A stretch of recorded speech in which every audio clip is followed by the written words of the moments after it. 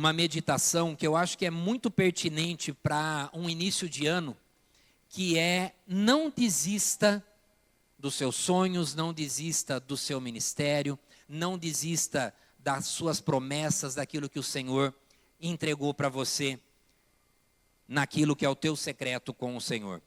Eu vou estar usando uma ministração como base. No ano passado houve um encontro em São Paulo, um líder para os dias de hoje. Pastor Daniel, a Ingrid estiveram lá nesse congresso que aconteceu ali em São Paulo. E eu vou estar usando por base uma ministração ali que foi o pastor Paulo Mazzoni, que é lá da Igreja Batista Central, em Belo Horizonte. Ele trouxe algo muito profundo e eu vejo que é algo para que a gente possa estar meditando também nesses dias. Inclusive, o pastor Daniel Lara Júnior, ele postou essa semana novamente esse vídeo, então está ali fresquinho. E algo que acontece muito é nós termos os nossos planos, termos os nossos projetos, termos os nossos sonhos, e no decorrer a gente acabar abandonando e deixando de lado. Inclusive eu pedi para o Cauã, está gravando essa ministração, nós temos um grupo chamado Leitura Bíblica Anual. Nós estamos com 118 membros nesse grupo. Eu achei que não fosse passar de 50. Quem pode dar um glória a Deus aí? Nós temos 118 pessoas num grupo de leitura bíblica. Quem não está no grupo, tem um QR Code lá fora, dá para você escanear e pular para dentro do grupo. Se você tiver dificuldade, pode me procurar no final do culto também, para que você possa estar fazendo parte. Nós estamos no dia 9, ou seja, nós já lemos ali uma parte de Gênesis, amanhã é Gênesis capítulo 29 e 30. E se você não fez parte ainda e quer entrar, é só você dar uma corridinha ali, você ganha essa uma semana rapidinho e consegue estar junto com a gente. E esse é um dos casos de leitura bíblica, que normalmente quando chega ali dia 31 de dezembro, você está fazendo ali a lista dos seus planos para o próximo ano, esse é um dos que você coloca: não, ano que vem eu vou ler a Bíblia inteira. Ano que vem eu vou ter um tempo de jejum e oração. Ano que vem eu vou montar ali um quarto de oração e eu vou estar um tempo. Ou seja, além disso tem outras, né? Tem situações ali, não, 2026 eu vou parar a briga com a balança e vou ali conseguir ali chegar no peso ideal e tal. Ou no ano que vem agora eu vou começar a estudar alguma coisa. E a gente determina vários planos, aí vai chegando fevereiro, março, a gente chega ali na leitura bíblica, ali em Números, nas genealogias, em Levítico, começa a ficar cansativo e a gente começa a abandonar. E aí chega em dezembro, eu não consegui passar nem ali dos 5 primeiros livros ali. E aí entra aquele desânimo. E aí chega no final do ano, eu de novo estou com aquele gás e tal. Por que será que isso acontece? É isso que nós vamos comentar um pouquinho hoje, mas não só sobre leitura bíblica. Aquele projeto que você tem, o negócio da sua empresa, o seu casamento, algum sonho que você tem ali. O que a gente tem feito com isso? Não é? Lá em Hebreus, capítulo 10, do verso 35 até o 39, tem algo muito importante para que a gente possa estar pensando. Por isso, não abram mão da confiança que vocês têm. Ela será ricamente compensada. Vocês precisam perseverar de modo que, quando tiverem feito a vontade de Deus, recebam o que Ele prometeu. Pois em breve, muito em breve, aquele que vem virá e não demorará. Aleluia. Mas o meu justo viverá pela fé. E se retroceder, não me agradarei dele. Olha que dura essa palavra. E se retroceder, não me agradarei dele. O que significa isso? Eu peguei, fiz um propósito com Deus, coloquei ali em oração, falei que eu vou fazer algo e retrocedo no meio do caminho. E volto para trás. E desisto. E me desanimo. O que a palavra do Senhor fala? Que aquele que retroceder, eu não vou me agradar dele. Nós, porém, e aí, olha a frase que cabe a nós aqui. Verso 39 de Hebreus 10. Nós, porém, não somos dos que retrocedem e são destruídos, mas dos que creem e são salvos. Aleluia. Você pode repetir isso comigo? Eu, porém, vamos lá. Eu, porém, não sou dos que retrocedem e são destruídos, mas dos que creem e são salvos. Aleluia! Eu não sou daqueles que retrocedem, eu sou daquele que crê e permanece e persevera. Amém? Glória a Deus. E o nosso texto de hoje, teve um astronauta que veio ano passado aqui num culto de crianças, foi muito legal. O astronauta veio, falou da história de Josué, falou para as crianças serem fortes e corajosas, lembra? Do astronauta que veio aí, um cara legal, não é? O astronauta que teve aí no culto das crianças, né? Nem sei quem fui, mas tudo bem. E aí tem um texto ali em Josué que a gente ministrou ali também para as crianças, e que é um texto muito conhecido, né? Inclusive lá no infantil também a gente costuma cantar lá, né? Aquela canção ali, vem com Josué lutar em Jericó e as muralhas ruirão. Não é verdade? É uma parte muito conhecida da Bíblia, esse texto que está ali em Josué capítulo 6. Então Josué capítulo 6 começa dizendo o seguinte, quem tiver aí a Bíblia ou o aplicativo, eu vou estar lendo na versão NVI, é uma versão mais compreensível também. Josué capítulo 6, verso 1. Jericó estava completamente fechada por causa dos israelitas. Ninguém saía e nem entrava. Como que estava Jericó mesmo? Estava como? Só fechada? Como que diz o texto? Jericó estava completamente fechada por causa dos israelitas. Ninguém saía e nem entrava. Então quer dizer que essa cidade de Jericó, ela não estava só fechada, ela estava completamente fechada. O que tem escrito na Bíblia, independente da versão, da tradução, não tem nenhuma palavra sobrando e nem faltando na palavra de Deus. Se está escrito aqui que essa cidade estava completamente fechada, é porque não tinha a menor condição de alguém achar uma brecha, uma fresta, uma janela, uma portinha aberta, algum lugar para poder entrar ali. Essa cidade estava completamente fechada. E por quê? Porque o pessoal ali em Jericó estava morrendo de medo, porque já tinham ouvido falar dessas histórias desse povo de Israel, e ali eles estavam realmente com medo, que esse pessoal ia invadir aquela terra. Por isso eles fecharam completamente. A cidade em si talvez não fosse tão grande, dava para dar voltas ali em um dia, em volta da cidade tranquilamente. Tá? O grande problema é que a muralha tinha em torno de 6 metros de altura, e era muito grossa.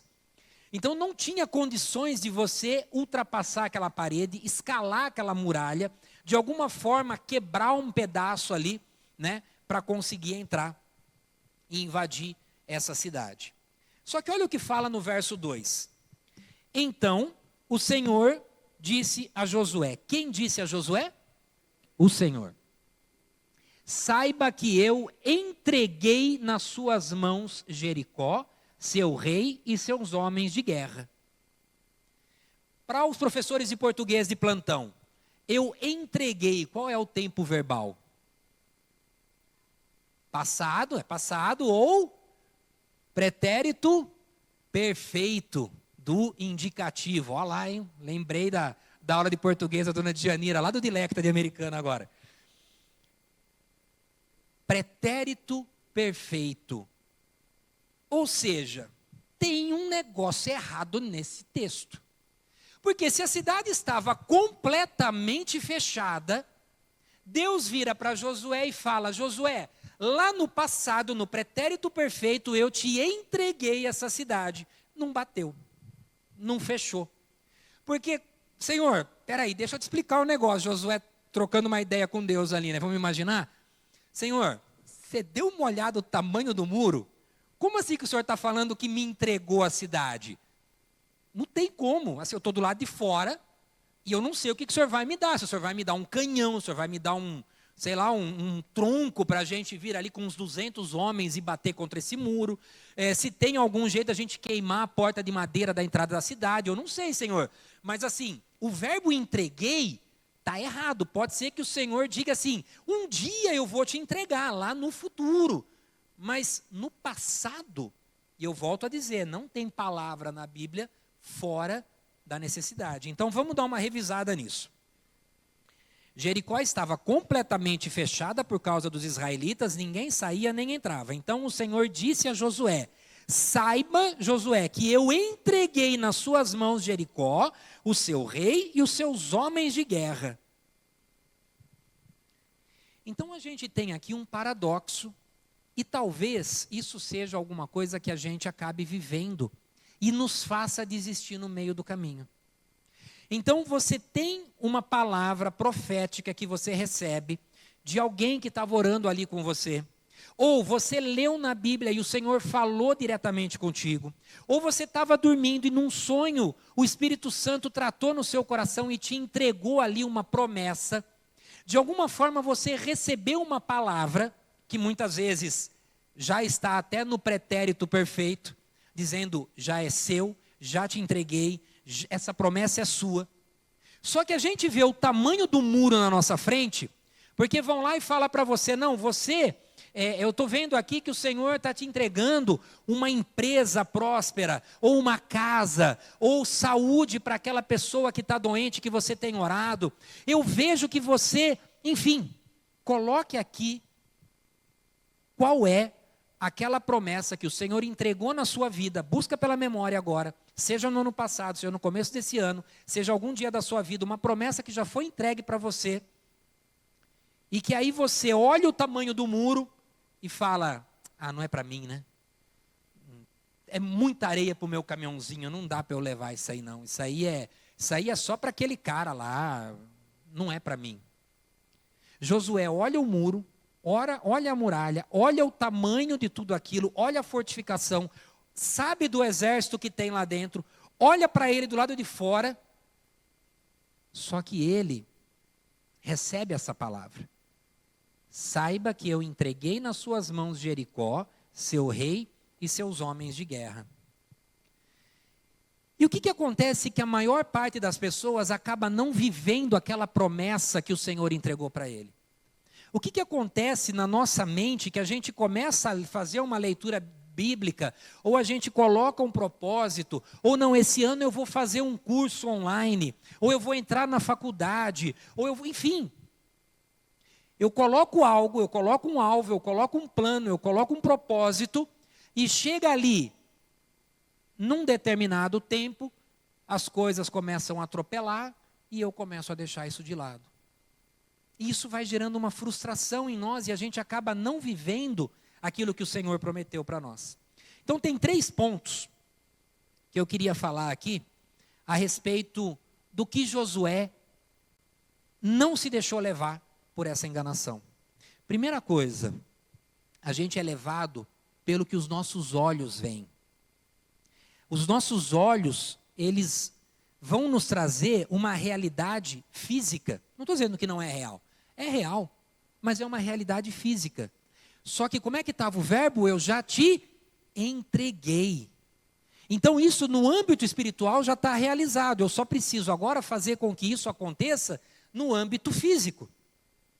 Então Josué olha a muralha, mas ele não se deixa levar pelo que os olhos estão olhando ali. E tem outro detalhe, o diabo quer que você enxergue portas fechadas o tempo todo. Vocês não têm noção, irmãos, o que a gente tem vivido nas reuniões de pastores no final do ano, no começo desse ano, do que o Senhor tem preparado para essa casa. E não é algo simplesmente que a gente está preparando ali com um caderno, não. O Senhor tem entregue. Nós tivemos reuniões com os líderes no final do ano passado, e ontem nós estávamos tendo uma reunião de pastores, estávamos lembrando dessas reuniões que nós tivemos com os líderes ali se derramando, entregando realmente, falando da alegria que eles têm em servir, e de tudo aquilo que o Senhor tem falado com cada uma dessas vidas que têm se entregado para servir nessa casa. Então, amados, eu creio que nós vamos viver algo maravilhoso vindo de Deus. Eu creio, em nome de Jesus. Só que o diabo vai tentar colocar só porta fechada na sua frente. Só muralha gigantesca, só coisa intransponível, só dificuldade, só impossível. Só gente vindo na sua orelha e falando, não, irmão, você não tem condição de fazer isso não, imagina. Olha para você, já se... O Espírito Santo que habita em você fala que eu já te entreguei algo maravilhoso. Então não se deixe levar pela voz enganosa do inimigo tentando matar os seus sonhos. O que você faz quando o que você vê, quando o que você ouviu de Deus, com aquilo que você recebeu de Deus, não tem nada a ver com aquilo que você vê? Como que você age? Como que Josué agiu nesse caso? Porque ele tinha uma promessa, mas ele tinha uma muralha. E aí? Tem um detalhe, eu não possuo só porque Deus já prometeu. Eu preciso perseverar. Então a primeira palavra importante para essa noite é a perseverança. É eu permanecer sem me abalar, apesar das dificuldades, apesar das muralhas. E aí o pastor Paulo Mazzoni, ele contou um testemunho que ele viveu lá em Minas Gerais, que eu achei muito interessante, que eu acho que é interessante também nós falarmos aqui. Diz que no final de um culto, tinha ali uma mulher que foi possessa, e aí ele, muito sabiamente, tirou aquela mulher ali do ambiente do culto, levou lá para o gabinete, foi ela e o esposo, e ali realmente houve ali um processo ali de oração, de libertação daquela vida, né? E nisso entrou o filho daquele casal, um garotinho de mais ou menos uns 9 anos. Ele entrou naquela sala ali também, e ele viu aquela cena, claro, a criança fica impressionada, fica assustada de ver aquilo, não é? E aí o demônio, com aquela voz terrível, né, começa a dizer ali, através da mulher ali, falando que ele ia acabar com tudo ali. Quando ele viu a criança entrando, ele falou assim: tá bom, eu até vou embora, mas essa criança não chega viva na casa dela. E aí o pastor, ele conta nesse testemunho dele, ele fala o seguinte: ah é? Então faz o seguinte, não espera chegar na casa não, mata essa criança agora. Diz que a criança deu um pulo para trás e falou: não! Vai lá, demônio, mata essa criança, eu quero ver sangue espalhado para essa sala inteira aqui, vai lá, acaba com essa criança. Pode matar. Os pais falam: meu, você está louco, deixa, espera aqui. Aí o demônio: não, agora eu vou matar ela, porque agora eu vou matar ele, porque agora eu vou matar não sei o quê. Vai, faz. Eu não posso. Ele está aqui. Quem está aqui? Ele. Você está vendo ele? Não, só estou vendo os pés dele aqui. Oh, glória. Eu só estou vendo os pés porque a presença do Senhor é tão grande e é tão maravilhosa que o demônio pode ver, mas não consegue ter ideia do tamanho, ele só consegue ver os pés do Senhor ali. E aí ele bate em retirada. Nós servimos um Deus que é muito maior do que qualquer muralha de 6 metros. Nós servimos um Deus que é muito maior do que qualquer dificuldade que o inimigo tente colocar na sua vida. O que nós precisamos é perseverar em ouvir a voz desse Deus e não nos desviarmos. E aí aconteceu algo interessante. Continuando o texto aqui, verso 3. Marche uma vez ao redor da cidade com todos os homens armados e faça isso durante 6 dias. 7 sacerdotes levarão cada um uma trombeta de chifre de carneiro à frente da arca. E no 7º dia vocês marchem todos 7 vezes ao redor da cidade e os sacerdotes toquem as trombetas. E quando as trombetas soarem um longo toque, todo o povo dará um forte grito. O que tem a ver rodear a cidade para detonar um muro de 6 metros de altura? Qual lógica Deus usou nessa engenharia, nesse projeto, que fazia sentido?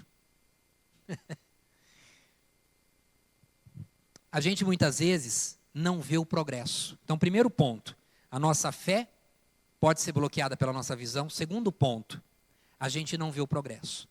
Você já imaginou o soldado armado, armadura, armas na mão e dão uma volta?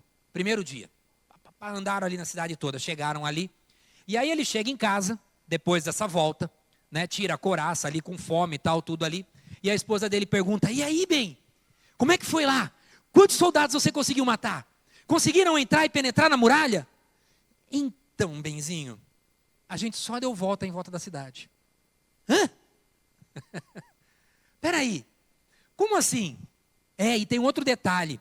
Josué falou também que não era para a gente conversar entre nós, os soldados, não. Era para a gente ficar quietinho, era para a gente marchar e marchar quietinho.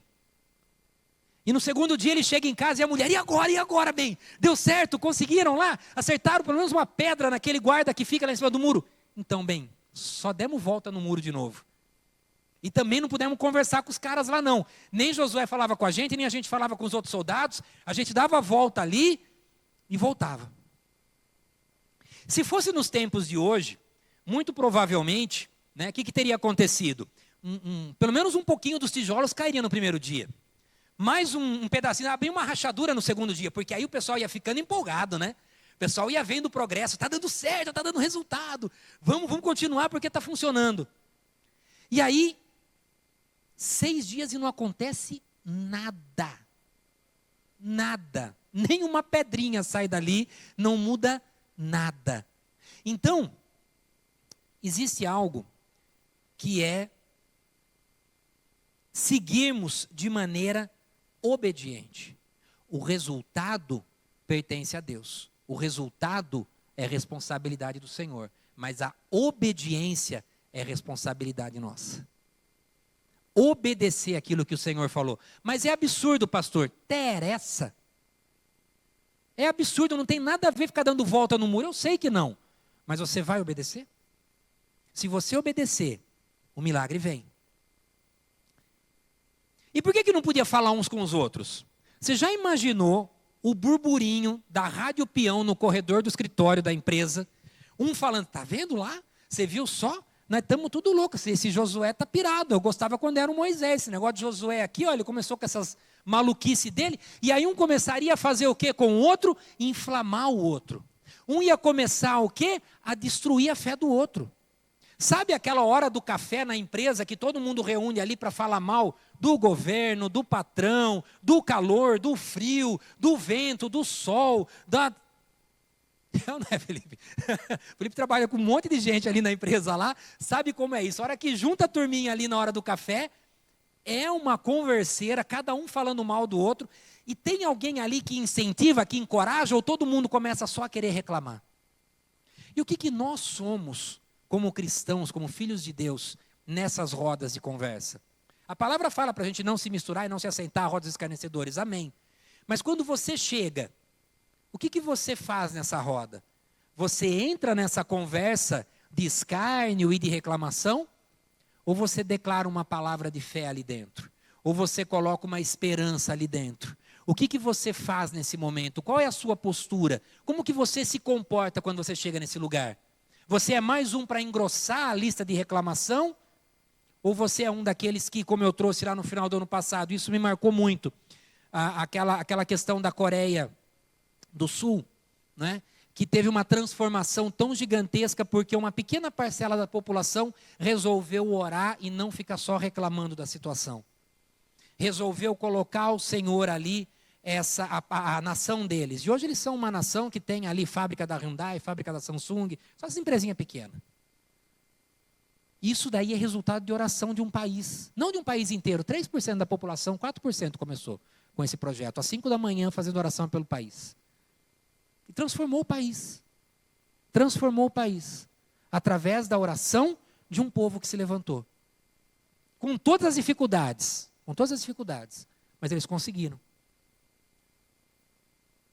Deus precisava trabalhar dentro do coração de Josué e do coração daquele povo. Porque ia ter muitas outras batalhas para frente, ia ter muitas outras coisas acontecendo para frente, e esse povo precisava estar preparado para receber tudo aquilo. Então, o primeiro ponto, a nossa fé fica bloqueada pela nossa visão. A gente muitas vezes não vê o progresso e isso desanima. Então, mesmo que você esteja ali no 6º dia, mesmo que você esteja ali no 7º dia, na 6ª volta, mesmo que você esteja ali cansado, porque faz tanto tempo que eu recebi aquela palavra da prosperidade da minha empresa, ou do relacionamento que eu tenho, ou daquela restituição. Tem alguma coisa que está lá atrás, mas eu estou começando a desanimar, porque isso demora tanto para acontecer. E Josué, com aquele povo, rodou 6 dias no 7º dia, 6 voltas. E na 7ª volta, aconteceu algo interessante. Verso 5. Quando as trombetas soarem um longo toque, todo o povo dará um forte grito, e o muro da cidade cairá, e o povo atacará, cada um do lugar onde estiver. Isso foi Deus falando com Josué, até aqui. Nós começamos aí no verso 2, então o Senhor disse a Josué, abre aspas. Fecha aspas ali no final do verso 5. Josué, filho de Num, escutou tudo isso, chamou os sacerdotes e lhes disse, levem a arca da aliança do Senhor, 7 de vocês levarão as trombetas à frente. Ordenou ao povo, avancem, marchem ao redor da cidade. Os soldados armados vão à frente da arca. E quando Josué determinou de falar ao povo, os 7 sacerdotes que levavam as trombetas perante o Senhor saíram à frente, tocando as trombetas. A arca da aliança do Senhor ia atrás deles. Os soldados armados marchavam à frente dos sacerdotes, que tocavam as trombetas. E o restante dos soldados seguia a arca. Durante todo esse tempo, tocavam-se as trombetas. Mas Josué tinha ordenado ao povo, não deem o brado de guerra, não levantem a voz, não digam palavra alguma até o dia que eu ordenar. Então vocês gritarão. Porque Josué sabia que se esse povo começasse a falar entre si, era a rádio peão que ia formar ali. Era a rádio peão. Não, né? A gente sabe que ia.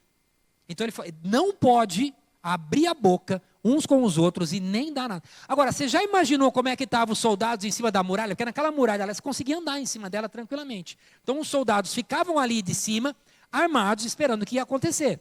Eles estavam olhando tudo aquilo. Então os soldados olhando aquilo, e zoando muito daquele exército lá embaixo, dando voltinha. O pessoal está brincando de cirandinha, será lá embaixo? O que será que está acontecendo ali?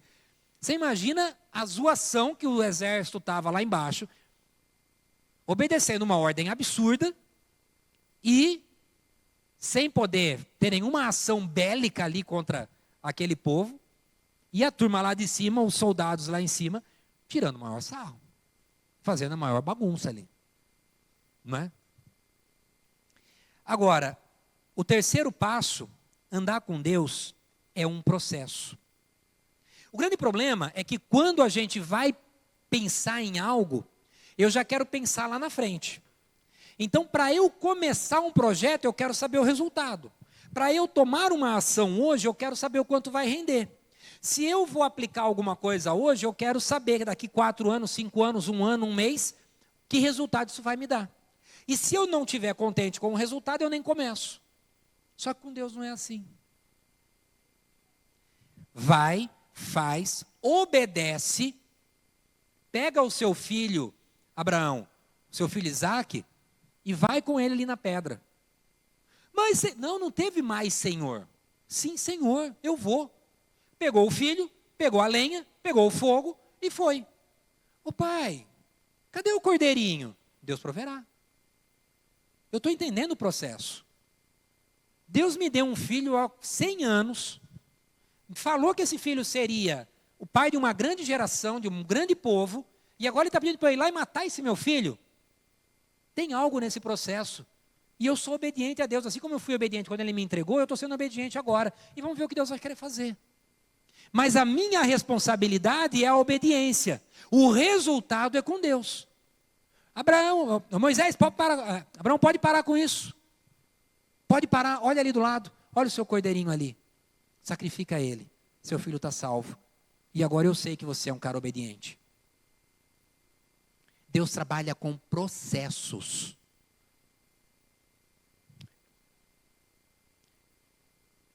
E todos nós temos um chamado.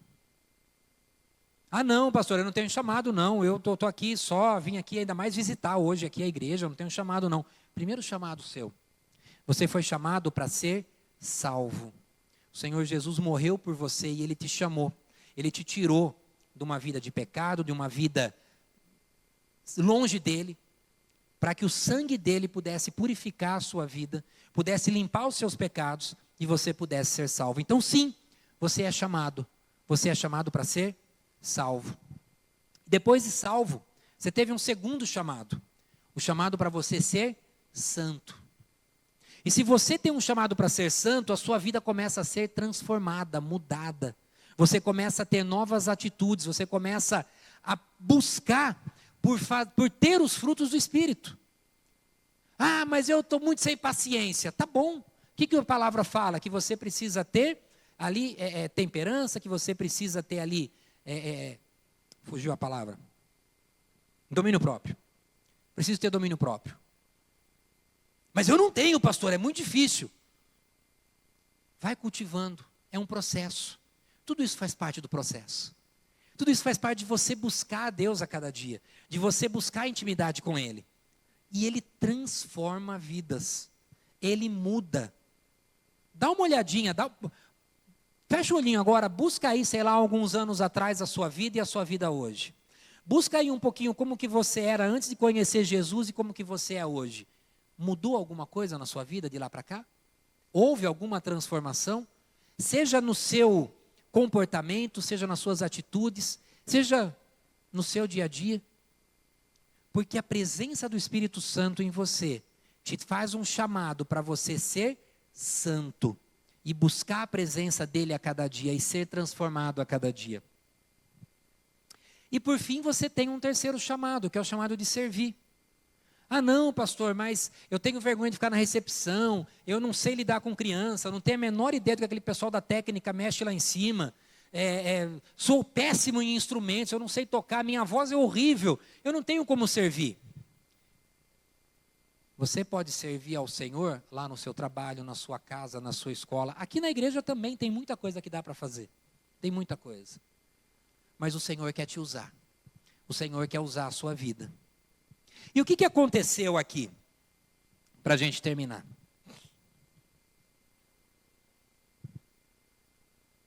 Verso 11. Assim se fez. A arca do Senhor rodeara a cidade, dando uma volta em torno dela.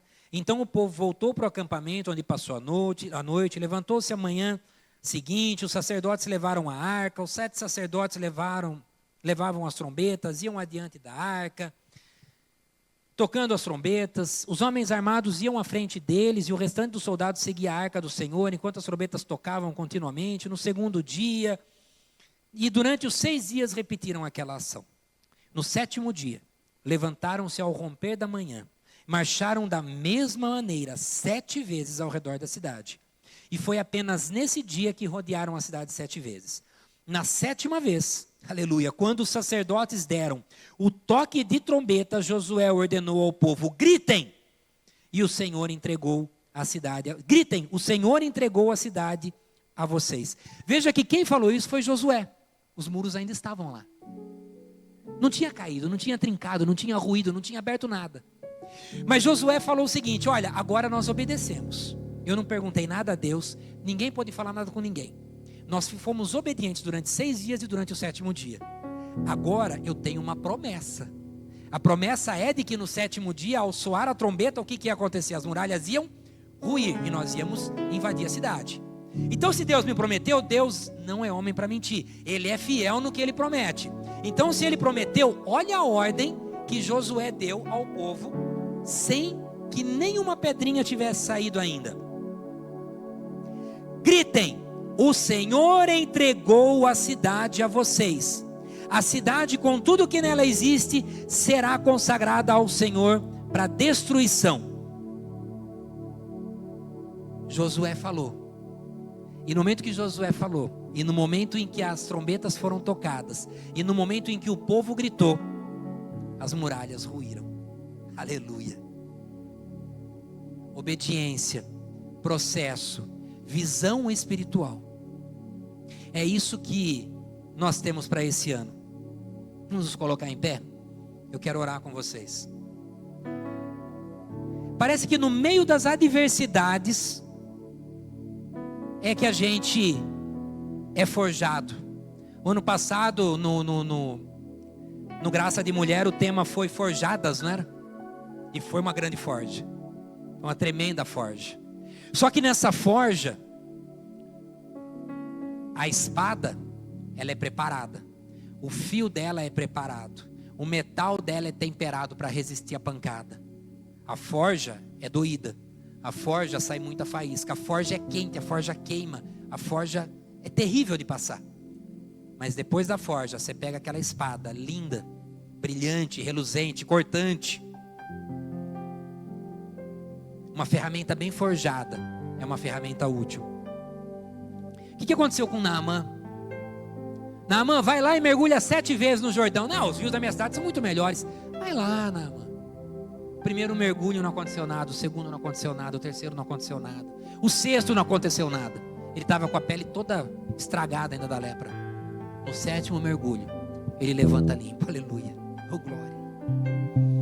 Eu não sei qual é o processo que o Senhor tem feito com que você passe, eu não sei qual é a dificuldade, eu não sei qual é a forja, eu não sei aquilo que tem afligido o seu coração, mas eu sei que aqui há um Deus que nós não podemos visualizar nem os pés dele, porque a presença dele é tão grande, é tão maravilhosa, é tão tremenda, que ele enche esse lugar com a presença dele, aleluia. Nós cantamos aqui, quando eu entro no Santo dos Santos, não tem nenhum outro lugar que me agrade mais, eu não consigo viver em outro lugar, eu preciso viver junto a esse Senhor maravilhoso, a esse Deus lindo que pegou ali um anjo, tirou uma brasa do altar, tocou os meus lábios para me purificar, me fez santo, para que eu pudesse ter acesso ao Santo dos Santos, oh glória.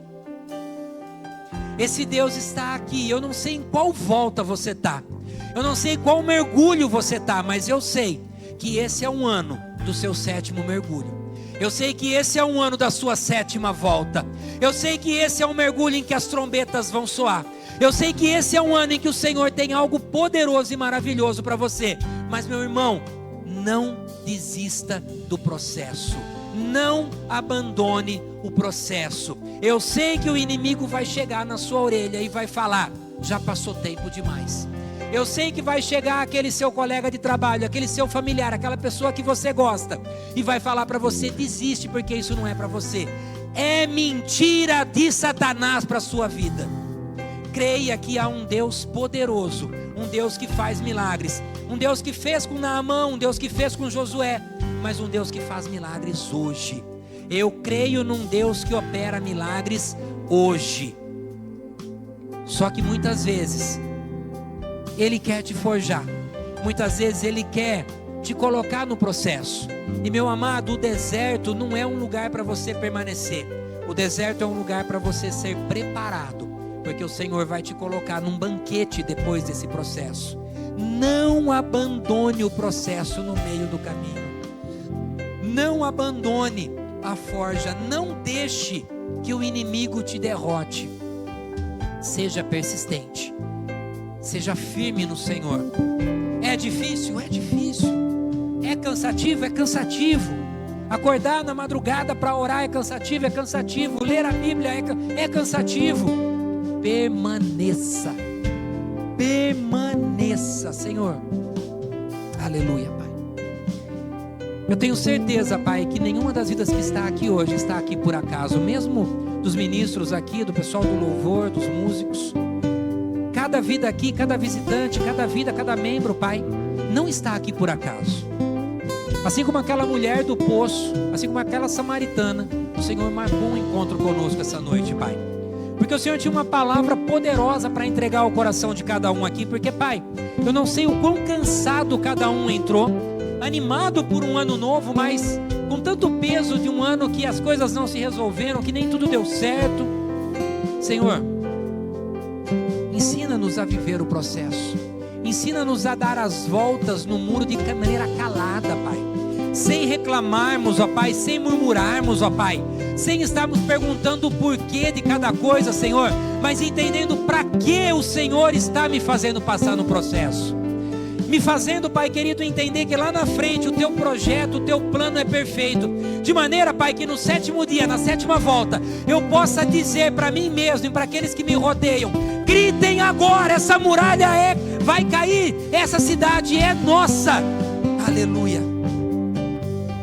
Porque não há dúvida no coração de Josué quando ele dá esse grito, não há dúvida no coração dele, ele não titubeou para dar esse grito, ele tinha certeza, porque ele tinha sido obediente e persistente, E o Senhor já te entregue uma palavra. E eu sei que o Senhor tem entregue palavras para as vidas aqui.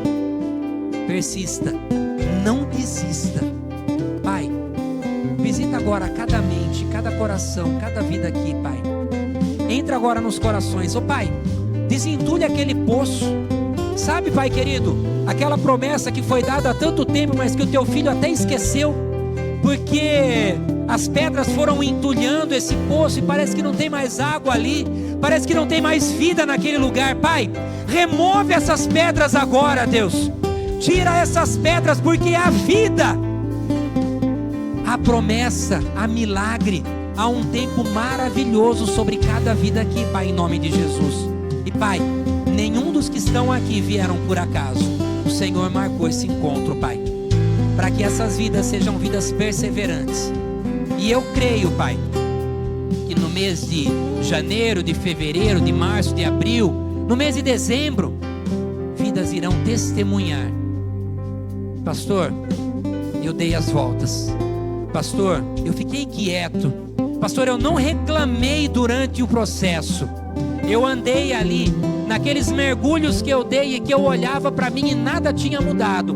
Parecia tudo igual, eu continuei perseverando. E no 7º mergulho, e na 7ª volta, e no 7º dia, o Senhor me entregou. E hoje eu posso viver e testemunhar do milagre. Porque no pretérito perfeito, eu entreguei a você a tua promessa, o teu milagre. Eu entreguei. Recebe agora. Coloca as tuas mãos em posição de receber. Senhor, no pretérito perfeito, eu sei que o Senhor já entregou, Pai, a vida de cada um aqui, Deus querido. O milagre, aquilo que eles têm buscado, Senhor, aquilo que eles têm colocado, a promessa que o Senhor já derramou sobre essas vidas, Pai. Senhor querido, e eu recebo. Feche agora a sua mão e tome essa promessa, coloque próximo ao seu coração. Guarde isso com você. Guarde essa promessa, guarde essa palavra, guarde esse milagre. Pode ser que você esteja na primeira volta, pode ser que você esteja na segunda volta, mas o milagre é seu. E não há demônio que possa tirar, porque nem os pés do Senhor cabem aqui. O demônio é nada. A palavra do Senhor diz que nós pisamos a cabeça da serpente, tão pequena que ela é perante a glória do Senhor. Não há nada que esse mundo possa fazer que possa tirar de você o milagre que você já recebeu no pretérito essa noite. Aleluia, glórias a Deus. E se você puder, aplauda ao Senhor. Glória ao teu nome, Pai. Aleluia. Adore ao Senhor, glorifique o nome dele. Aleluia. Glória a Deus.